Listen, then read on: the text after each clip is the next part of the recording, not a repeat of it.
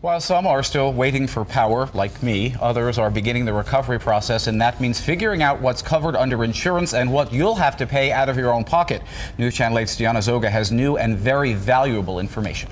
The cost of recovery is certainly adding up, and for so many, it starts with the basics: restoring power. The cost of replacing electrical equipment like this, if it's damaged, can be hundreds of dollars. The good news, that is usually covered by a homeowner's insurance policy. The bad news is, other kinds of cleanup usually is not. It has been a days-long process. Pretty much intermittently all this week. Recovery at Eric Scholl's Midtown home. Here, most damage is in his yard. Crushed right at the corner. And on his gutters. Maybe a couple of thousand, and I think depending on what your pocketbook's like, that's pretty minor compared to what some people have. One part went that way, and then the other part went this way. On the west side, next to Lou Morris's son's home, a tarp covers a gaping hole in the roof. It took a crane to get that off there, and it's going to take a crane to get that out of my son's yard. It's unreal.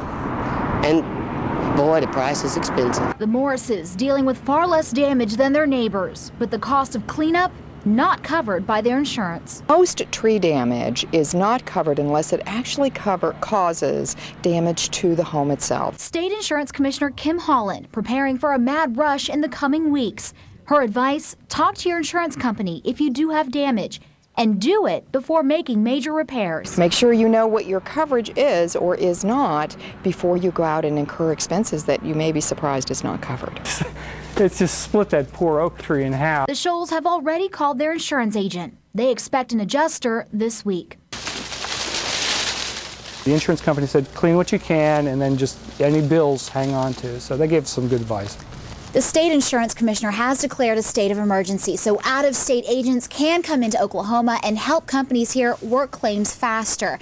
If you feel your company is taking too long, any longer than maybe 3 or 4 days to get back to you, that may warrant a call to the state insurance department. Reporting in West Tulsa, Diana Zoga, News Channel 8. Good information, and remember, you are being asked to call FEMA yourself to report non-insurable damage and how much you're actually putting toward meeting your deductible. We'll have more on exactly how to do that coming up in about 5 minutes.